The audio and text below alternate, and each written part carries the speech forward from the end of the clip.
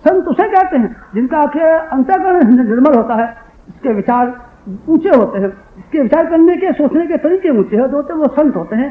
कपड़े चाहे जैसे पहनते हो, पैंट पहनते हो पहने, कुछ बिगड़ता नहीं। धोती पहनते हो पहने, नगर पहनते हो पहने, नंगे रहते हो तो रहें, दाढ़ी रखाते हो रखा लें, सिर मुड़ाना हो मुड़ा ले, बाल जो लगाते हो रखा लें, कुछ बिगड़ता नहीं है। इससे सिर लगाना हो मजे से लगा ले, और आपको कभी नहीं लगाना हो तो कभी नहीं लगाए, कुछ बनता बिगड़ता नहीं है। इसे वेश बनाने से, भावनाओं से बनता है। इसीलिए मैंने आपको पहला मंत्र बताया था संत बनाने का, और आप यदि संत बन सकते हो तब आपकी उपासना की सार्थकता में कुछ शक नहीं रह जाता, आपकी हर उपासना सफल होगी। और इसके बाद में उपासना की सामान्य प्रक्रिया और सामान्य प्रकरण प्रारंभ हो जाते हैं, जिनको आप बहुत महत्व दे रहे थे जब यहाँ आए थे। जब जिस दिन आप आए थे उस दिन आपने सबसे अधिक महत्व इस बात को दिया हुआ, आचार्य जी से ये पूछा जाए कि लक्ष्मी प्राप्त करने का मंत्र कौन सा है, और मुकदमा जो हमारे पास चल रहा है उसको जीत जाने का मंत्र कौन सा है, और उस मंत्र को कैसे दिया जाएगा। पीपल के पत्ते पर किस तरीके से उसको ये ऐसे किया जाए, रोली लगाई जाए, कैसे मुकर किया, कैसे हवन कर दिया जाए, काले तिलों का हवन कैसे होता है जिससे लक्ष्मी आती है। आप यही पूछने आए थे ना, ये पूछने आए थे, उसको भी मैं बताऊंगा आपको, न बताऊंगा ऐसी बात नहीं। उपासना के मंत्र भी कुछ काम देते हैं, उपासना की प्रक्रिया भी काम देती न हो ऐसी बात नहीं। गायत्री मंत्र मुझे सिखाया गया, गायत्री मंत्र मुझे सिखाया गया, और सिखाने के साथ साथ मुझे 3 नियम बताए दिए गए, और ये कहा ये 3 नियमों के साथ पालन किया जाएगा तो पूरा फल देगा। अनेक मंत्र हैं जो किए जाते हैं पर विधि से नहीं किए जाते। कोई भी मंत्र हो, उपासना कोई भी प्रक्रिया की हो, इन 3 आधारों पर की जाएगी तो बहुत फल देगी। एक आधार है नियत समय, एक आधार है नियत संख्या, और एक आधार है नियत स्थान। 3 चीजें यदि आपने अपने उपासना में जोड़ ली तो आप देखिए आपको मन न लगने वाली समस्या हल हो जाएगी। एक समय होता है, ये हमारा सबकॉन्शियस माइंड, पिछला वाला मस्तिष्क की एक प्रक्रिया है कि हमको आदत पड़ जाती है। सवेरे सवेरे आपको चाय पीने की आदत है, टट्टी, तब आप जाते हैं, जब बैठ टी पी लेते हैं, बस आपका सारा सिस्टम पकड़ लेगा इस बात को, सवेरे टट्टी जाने से पहले चाय मिलनी तो टट्टी जानी। ये क्या है, दिमाग काम करता है। और कुछ बात कहते हैं बीड़ी पीने से, बीड़ी नहीं पिएंगे तो खाना हजम नहीं होगा, खाना हजम न होने का बीड़ी से कोई संबंध नहीं। सिस्टम पकड़ लेता है, खाना खाने के बाद बीड़ी मिलनी चाहिए, पान मिलना चाहिए, पान नहीं मिलेगा ऐसी हड़बड़ होगी, और वो बीड़ी नहीं मिलेगी, हड़बड़ शायद शरीर में होगी, और वो हड़बड़ को दूर करने के लिए हम बीड़ी पीते हैं, पान खाते हैं, और कुछ बात नहीं। सिस्टम पकड़ लेता है एक चीज को नियत समय पर आंख खुल जाती है। मुझे आप 1 बजे सुला दीजिए, ठीक 2 बजे मैं उठ करके बैठ जाऊंगा, 2 बजे मेरी आंख खुल जाए, कहीं भी आप ले जाइए मुझे, 12 बजे सुला दीजिए, 1 बजे सुला दीजिए, 2 बजे सुला दीजिए, 1:30 बजे सुला दीजिए, 2 बजे में खट आंख खुल जाएगी। सिस्टम ऐसा पकड़ लिया है कि जैसे ही प्रकृति में 2 बजने की धाराएं आती हैं, 2 बजने का सिस्टम आता है, 2 बजने की प्रक्रिया आकाश में आती है, खट मेरा दिमाग उसको पकड़ लेता है, बैठ जाता है, आंख खुल जाती है। यही बात हर आदमी के बारे में है। नियत समय आप मुकर्रर कर लीजिए, आपको 4 बजे पूजा करनी।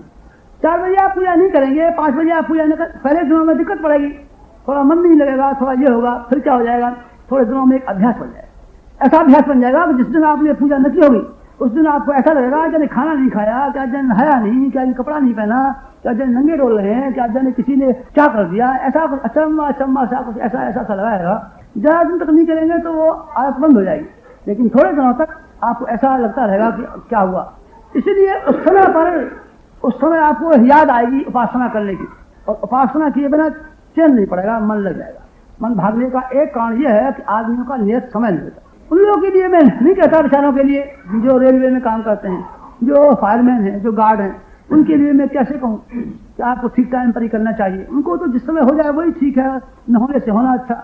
एक आदमी था, 4 पाई बैठ के भजन चलाता, उन्होंने कहा क्यों भाई ये क्या करते हो, 4 पाई बैठ करके भजन करने से तो बड़ा खराब होता है, सुना हमने, बोला था आप। उन्होंने कहा तुम कहाँ करते हो, हमने कहा हम तो कहीं नहीं करते, तुम सच है, 4 भाई बैठ कर तुम तो कहीं नहीं करते हो, तुम कहीं नहीं करते हो, उससे हम 4 भाई बैठ कर रहे हैं तो कुछ तो कर रहे हैं। इसीलिए जो कभी नहीं करते उनकी अपेक्षा जो बेचारे गाड़ी में कर लेते हैं, रेल में कर लेते हैं, गार्ड है, इंजन चलाने वाले हैं, फायरमैन है, जहाँ कर रहे हैं वही। लेकिन जिन लोगों के एक नियमित जीवन है, क्रमबद्ध जीवन है, व्यवस्थित जीवन है, इनको उपासना का एक महत्वपूर्ण अंग है एक नियत समय। इसमें समय पर हम करेंगे, समय पर करेंगे, और समय की अतिरिक्त एक और बात है, और वो है नियत संख्या। संख्या का अर्थ है कितनी मात्रा में उपासना करें। एक मात्रा बड़ा फल देती है, आप इसको नहीं जानते हैं। मात्रा, घी आप खाएं, 40 लाख रोज खाएं, 1 पाव दूध पिए, नियमित रूप से पिए। उसका एक सिस्टम हजम करने की एक पद्धति है। इतना घी हमको मिलेगा, उसके लिए इतना रस हमको टपकाना है, लिवर पकड़ लेगा, आंतें पकड़ लेंगी, हर चीज पकड़ लेगी, और वो एक पाव दूध और आहिस्ता घी हजम होता हुआ चला जाएगा। और किसी दिन आपने पिया, किसी दिन खाया आपने 3 छिटा घी, किसी दिन खाया एक तोहरे भर घी, किसी दिन खाया एक पाव दूध। इससे क्या हो जाएगा कि आपका सिस्टम जो है उसके लिए जितना रस टपकाना चाहिए, जितनी मेहनत करनी चाहिए, उसमें रोज हेरफेर करना पड़ेगा। वो घी तो फायदा नहीं करेगा, दूध भी फायदा नहीं करेगा, पेट खराब हो जाएगा। इसीलिए नियत संख्या जो है पुराने जमाने में माला का बहुत महत्व बताया गया है। माला क्या है? तो साहब जप करने से माला से क्या मतलब? भगवान को 331 नंबर नहीं जपे और ज्यादा कम जप ले तो भगवान नाराज हो जाएंगे, खुश हो जाएंगे। इस संख्या से क्या मतलब? संख्या से जप करने से भगवान को क्या खुशी होती है? संख्या करने से भगवान क्यों नाराज हो जाते हैं? संख्या से भगवान खुश भी नहीं होते, नाराज भी नहीं होते। और ऐसा है कि एक नियत निर्धारित मात्रा आपकी उपासना की होनी चाहिए। व्यायाम में आपने 25 दंड और 100 बैठक करने का नियम बना लिया है, करते रहिए, आपका शरीर ठीक बन जाएगा। और किसी दिन 100 बैठक और 250 दंड, और किसी दिन 11 बैठक और 3 दंड, और किसी दिन गायब, और किसी दिन नारा, किसी दिन क्या, देखिए शरीर पर क्या असर पड़ता है, उल्टा हो जाएगा, शरीर बीमार हो जाएगा। थोड़े दिनों में बीमार हो जाएगा। एक नियमितता का बड़ा महत्व है। नियमितता का बड़ा महत्व है। माला क्या है? माला ये है कि आपको नियत समय तक उपासना करने की विधि सिखाती है। पुराने जमाने में हाथ से चलने वाली घड़ी है माला। जिस तरीके से हाथ से पीसने वाली चक्कियां थी पहले, स्त्रियां चक्की पीसती थी हाथ से, अब मशीन की चक्कियां हो गई हैं, मशीन पर आटा बच जाता है, चक्कियां अब नहीं पीसी जाती। इस तरीके से पुराने जमाने में जैसे हाथ की चक्कियां थी, अब जहाँ तहाँ पड़ी हुई हैं। पुराने जमाने में हाथ से चलने वाले दूसरे यंत्र थे और वो अब मशीन से हुए। इस तरीके से पुराने जमाने की घड़ी है, क्या चीज? माला घड़ी क्या है? ध्यान में आप बैठे हुए हैं, रात में बैठे हुए हैं, अंधेरे में बैठे हुए हैं, अब मालूम नहीं पड़ रहा है। आधा घंटा हो गया, 1 घंटा हो गया, 2.5 घंटा हो गया, 1 घंटा हो गया, 1.25 घंटा हो गया, पता नहीं चलता। ज्यादा हो गया हो तो, कम हो गया हो तो कुछ पता नहीं चलता। इसीलिए उसकी नाप तोल करने के लिए, लेख जोख करने के लिए पुराने जमाने में कई तरह घड़ियां थी। एक धूप घड़ी तब काम करती थी, ये सूरज निकलता था और बादल नहीं होते। सूरज बंद हो गया, बादल आ गया, धूप घड़ी देखा। एक पानी की घड़ी होती थी जिसमें पानी में एक बर्तन डाल देते थे, छेद होता था, और वो 2.5 घड़ी में पानी का बर्तन डूब जाता। फिर डूब गया, अंदाजा लगा लिया कि 1 घंटा हो गया, 1 घड़ी हो गई। फिर दोबारा डूब गया, 2 घड़ी हो गई। फिर दोबारा डूब गया, 3 घड़ी हो गई। ऐसे अंदाजा होता है। जैसे रात को सो गए तो अब पता नहीं चलेगा, 2 बार डूब गई, 1 बार डूब गई, वो पानी की बेली पड़ी थी, पानी में कहाँ डूब गई, क्या बची, क्या पता चलेगा। इसीलिए वो घड़ियां जो पुराने जमाने की थी, ये सबसे बड़ी घड़ी थी। हाथ से प्रेस घुमाते रहो, चलाते रहो, सेकंड थी। अब जैसे अपने यहाँ 60 सेकंड की घड़ी होती है, पहले 108 सेकंड की घड़ी होती थी। 108 सेकंड घुमाते रहे, 1 मिनट हो गया, 1 घंटा हो गया, जो भी था उस जमाने का। इस टाइम को एक व्यवस्था बनाने के लिए थी नियत समय। कितना जब करते हैं आप? 3 माला। आप कितना करते हैं? 5 माला। ठीक बात। इसका अर्थ है कि आप 15 मिनट करते हैं, इसका अर्थ है कि आप आधा घंटा करते हैं, इसका अर्थ है आप इतना देर करते हैं। इसका अर्थ है नियमितता का होना। नियमितता का होना। कोई आदमी से पूछते हैं, हमारे पास टाइम पीस है पंडित जी, और हम टाइम पीस से जब कर लिया करें तो कुछ हर्ज है? उंगलियों पर गिन लिया करें, कुछ हर्ज है? कुछ हर्ज। उंगलियों पर आप गिन सकते, और आप चाहें तो आप टाइम पीस से भी काम ले सकते हैं। आप चाहें तो माला से काम ले सकते हैं। आप तीनों में से जो भी आपको उपयोगी मालूम पड़ता हो कर सकते हैं, लेकिन उसकी एक नियत संख्या जरूर कर लीजिए। 15 मिनट कर लीजिए भली से। 15 मिनट यदि आपने कर लिया है तो मैं समझता हूँ काम चलाऊ हो सकता है। 15 मिनट के लिए गायत्री मंत्र की माला जपने में मेरा ऐसा ख्याल है कि 3 माला 15 मिनट में हो जानी चाहिए। 10 माला 1 घंटे में हो जाती हैं, कई बार 11 हो जाती हैं। 10 और 11 माला का एवरेज सही है। किसी की बहुत ज्यादा होती है, वो जानना चाहिए किसकी डाक गाड़ी हो गई है, तूफान एक्सप्रेस कौन सा चलिए, एक और चलिए, ये और चला है, एक और चला है, यहाँ से कलकत्ता जाता है, जो वहाँ से कलकत्ता चलती है और दिल्ली क्या घंटे में बन जाती है। तो ऐसे 3-4 दिन खड़ी होती है, खर्च चल जाती है। तूफान भी नहीं है, कौन चला है बेटी अभी नया चला है, क्या चला है, ऐसे क्या चला है। दिल्ली से कलकत्ता भी चली है, बस 3-4 दिन खड़ी होती है, इलाहाबाद खड़ी होती है, पटना खड़ी होती है, ट्रायल लिया चली नहीं। हाँ, तो आप समझ लीजिए कि किसी का जो ट्रायल लिया हुआ ऐसी गाड़ी हो सकती है किसी की, 1 घंटे में 25 माला का डाले, वो 1 घंटे में 25 माला का डाले। 30 माला कहते हैं, हम तो कोई 25 करते हैं, क्या करते हैं हम? ये कब कहते नहीं करते आप हमसे झूठ बोल रहे हैं, ये कब कहा हमने? ये होता है कि आपकी बहुत तेज गाड़ी उसको टाइम लिया जा रहा है, ऐसी गाड़ी आपकी होगी।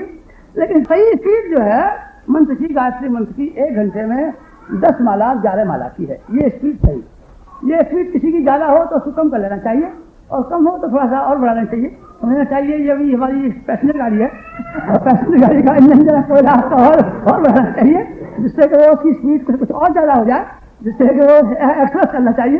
एक्सप्रेस की जो स्पीड है वो 1 घंटे में 10 माइल आती है।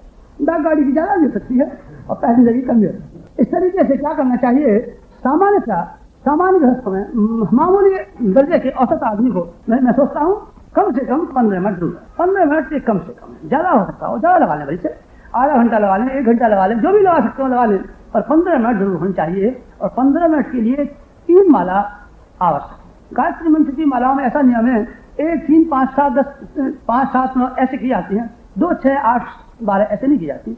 इस तरीके से 15 मिनट की उपासना यदि कर सकते हो आप तो आपको कुछ लाभ मालूम पड़ सकता है, इससे कम में नहीं मालूम। 2 बात जो थी, अब तीसरी बात एक और हो जाती है उपासना के संबंध में। उपासना के संबंध में एक स्थान संबंधी समस्या है, एक स्थान नियत होना चाहिए। स्थान नियत होना चाहिए। हमारे जीवन में थोड़े स्थानों का परिवर्तन हुआ है। 2-3 स्थान ही मैंने परिवर्तित किए हैं। सबसे पहला स्थान मेरी मातृभूमि में था, जहाँ के गुरुदेव का साक्षात्कार मुझे हुआ, वहाँ जहाँ मैंने दीपक जलाया। एक स्थान था, मैं बहुत दिनों तक वहाँ अपने घर पर कहता रहा। दूसरा स्थान जो मैंने परिवर्तित किया आगरा शहर में किया। आगरा शहर में मुझे थोड़े दिनों साहित्यिक काम करने पड़े। दैनिक हवा निकलता था, उसका मुझे उसका संपादक रहना पड़ा, और दूसरे और कई पत्र थे उनका मुझे आगरे में रह करके संपादन कार्य करना पड़ा। वहाँ भी मैंने एक मकान लिया और वहाँ कुछ दिन रहा, वहाँ भी अपना दीपक उठा लाया और वहाँ रहना पड़ा 2। और अंतिम 28 वर्ष करीब होने को आए, 28 वर्ष हो गए, 28 वर्ष से मैं इस स्थान पर हूँ। 3 स्थानों का परिवर्तन किया है। स्थान का भी एक बड़ा महत्व होता है, स्थान की अपनी विशेषता होती है। स्थान संस्कारवान हो जाता है, आपको मालूम नहीं। और जगह है, आपको अचंभा होगा कि एक मेरी जरासी कोठरी है, 8 फुट चौड़ी और 8 फुट लंबी जरासी कोठरी है। और मैं वहाँ लेख लिखता हूँ, सवेरे अखंडित का लेख वहीं बैठ के लिखता हूँ। 6 और 7 का 1 घंटा नियत है, और वो मेरा तखत नियत है। कौन सा वाला? आप कभी मेरे घर गए हो तो एक तखत बिछा हुआ, एक जरासी मेज रखे हुए, तखत में बैठ करके जब मैं अपने लेख लिखना शुरू करता हूँ, मेरे दिमाग की दौड़ इतनी तेजी चलती है कि मैं लिखता हुआ चला जाता हूँ और 1 घंटे में एक पूरा लेख लेकर के खत्म कर 7 बजे में यहाँ आ जाता हूँ और वो एक लेख मेरा 1 घंटे पूरा हो जाता है। अगर मैंने ये जो बनाया है, यहाँ मेरा मन था कि यहाँ करके रहूँगा, कहाँ? तो वो में रहूँगा और यहाँ करके अपना काम किया करूँगा।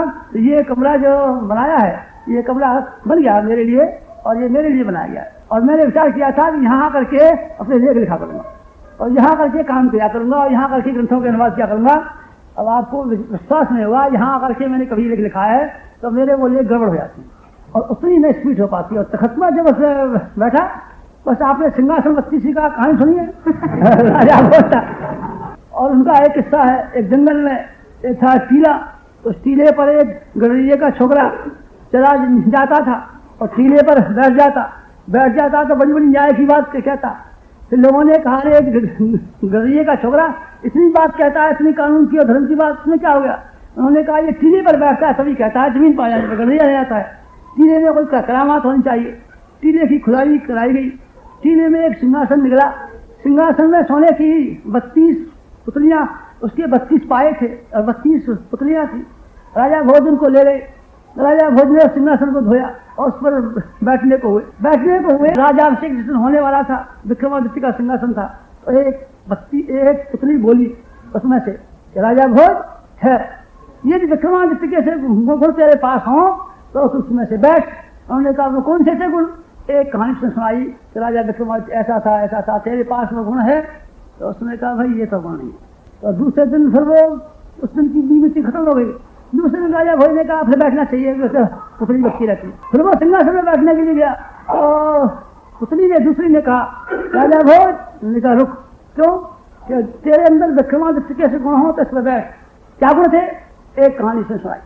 ऐसे विक्रमादित्य की कथाएं 32 कहानियां 32 पुतलियों ने सुनाई और राजा भोज ने कहा, ये गुण तो मेरे पास नहीं है। तो वो सिंहासन जो था वो आकाश में उड़ा और तब वो चला गया, राजा भोज रह गया। मरमी कहानी कहाँ तक सही है, कहाँ तक गलत है? हो सकता है मनोरंजन के लिए खीर लिख दियो, हो सकता है ऐसा हुआ हो, मैं नहीं कह सकता क्या बात। लेकिन वो सिंहासन 32 का एक तखत मेरे पास है। जब मैं बैठता हूँ बढ़िया वाले मेरे पास विचारों की धारा ले जाने कहाँ से कहाँ उठती चली जाती है। ऐसे बढ़िया लेख लिखता हूँ मैं, आपको अचंभा होगा। और किसी तरह की बात कभी नहीं होती। पूजा की मेरी एक कोठरी है 8 बाई 8, 8 चौड़ाई 8 लंबाई, ऐसी कोठरी है, उसमें 2-4 पाइयाँ नहीं आ सकती, 2-4 पाइयाँ उसमें नहीं आ सकती, उसी में मेरी पूजा होती है। पर मैं कहीं बाहर चला जाता हूँ, शाखाओं में चला जाता हूँ, यज्ञों में चला जाता हूँ, तो मेरा कुछ मन नहीं लगता, बस मैं केवल संध्या वंदन करता हूँ। ब्राह्मण कुल में जन्म लिया है, इसलिए ब्राह्मण को संध्या न करने से पाप लगता है, उस पाप को छुड़ाने के लिए मैं संध्या वंदन करता हूँ।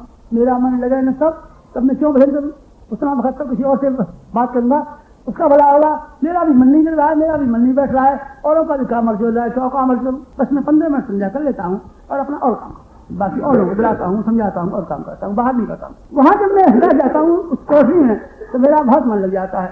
ये मैं स्थान वाली बात बता रहा हूँ। मेरे गुरुदेव ने मुझे बताया था पूजा के लिए स्थान नियति होना चाहिए, और जहां तक संभव हो सके, मैं नहीं जानता आपके लिए संभव है कि नहीं, क्योंकि बेचारों के जिनके छोटे छोटे मकान हैं, अब किराए का मकान है, 15 रुपए का मकान है, बीबी है, बच्चे हैं, 4 आदमी रहते हैं, अब एक कोने में बैठ करके पूजा कर लिए, ये क्या कम है। अब उसको ये कहो अलग एक कोठरी कमरा इसके लिए बना लो, कौन बना ले, कहाँ से बना ले। एक जगह ऐसी हो कि जहाँ दूसरे लोगों का कम से कम हस्तक्षेप हो, और इस पूजा की चौकी आपकी है, पूजा का सिंहासन आपका है, बैठने का आसन आपका है, उतना हिस्सा, उतने हिस्से में भी आप एक लकीर खींच सकते हैं, एक छोटी सी सीमेंट की रेखा बना सकते हैं, छोटी सी उछाव बना सकते हैं कि भाई बच्चों से कह दिया जगह बेटा यहाँ मत जाना, बस यहाँ खेलना, कहाँ खेला भाई, यहाँ, हाँ मुन्नी यहाँ खेलना बेटा, इधर नहीं जाएंगे, अच्छा ये घंटी को नहीं उठाते, ऐसे मत खाना, नहीं खाऊंगी, बस उतना हिस्सा अलग रखा जाए। और वहाँ जो आप जाए उतने समय के लिए जाए, उतने समय के लिए जाए, 3 बातों का आपकी उपासना में समावेश हो सकता हो। आप ये पाइएगा आपका सिस्टम उसको पकड़ ले, स्थान आदमी को पकड़ लेता है। स्थान के बारे में आपने सुना है, ऋषियों के आश्रमों में शेर और गाय एक घाट बैठ करके पानी पीते थे, और जब तो शेर वहां से चले जाते थे, गाय चली जाती थी जंगल में, तो वही शेर उसी गाय को मार करके खा जाता था, और उस ऋषि के आश्रम में जाकर के हिरण और शेर एक जगह बैठ करके पानी पीते थे। कारण क्या? कारण ये, एक तरह की उपासनाएं एक जगह पर होती रहती हैं तो स्थान संस्कारवान बन जाता है। ये तीर्थ जो प्राचीन काल में बनाए गए थे, इसी आधार पर बनाए गए। भगवान राम ने 10 अश्वमेध यज्ञ जिस स्थान पर किए थे, उस स्थान का नाम काशी में दशाश्वमेध घाट पड़ गया। काशी में सबसे बड़ा स्थान है, उसका नाम है दशाश्वमेध घाट। गंगा किनारे छोटे छोटे स्थान हैं जंगल में रहने वाले हिमालय पर। एक का नाम है देवप्रयाग। देवप्रयाग पर जाते हैं लोग, दर्शन करते हैं, पिंडदान करते हैं। तो पहले तो मामूली गंगा किनारा था, हाँ भगवान राम ने वहां बैठ करके तब किया था, बूढ़े जब हो गए थे, सब अपना राजकाज लग कुछ को सौंप करके उपासना करने के लिए चले गए थे, और देवप्रयाग में उन्होंने अपना अंतिम जीवन व्यतीत किया था। वो देवप्रयाग क्योंकि रामचंद्र जी ने वहां उपासना की, इसलिए स्थान संस्कारवान हो गया। और देवप्रयाग बद्रीनारायण की यात्रा में अभी भी एक स्थान है जहाँ अलकनंदा गंगा का संगम है, लोग रामचंद्र जी का मंदिर बना हुआ है, मैं तो रहा हूँ कई दिन तक। इस तरीके से वो स्थान ऐसा हो गया। लक्ष्मण जी ने लक्ष्मण झूला के पास एक लक्ष्मण धारा है, लोगों ने कभी देखी नहीं है। लक्ष्मण झूला वहां चले जाते हैं जहाँ काली कमली वाले का है, एक अलग स्थान है। कभी आप जाएं तो ऋषिकेश से जो सड़क सवानंद आश्रम से जाती है लक्ष्मण झूला के लिए, वहाँ जो बीच में जंगल पड़ता है उससे नीचे की तरफ निकल जाते हैं, वहाँ पानी का एक धारा बहती है नीचे, छोटे वाले गंगा की सड़क के बीच में। वो लक्ष्मण जी की उपासना का स्थान है। भरत जी की उपासना का स्थान ये मुनि की ऋषि को बताया जाता है। ऋषिकेश को लक्ष्मण जी का वो स्थान हो गया। भरत और शत्रुघ्न से एक का मुनि की रहती है, एक का दूसरी वो है, क्या नाम है, ऋषिकेश है। इन चारों के 4 स्थान है। ये स्थान पहले गंगा जी किनारे बिल्कुल सामान्य थे, पर इसलिए महापुरुषों ने लगातार बहुत दिन तक उच्च कोटि की उपासना की, इसलिए ये स्थान संस्कारवान हो गए और ये तीर्थ कराए।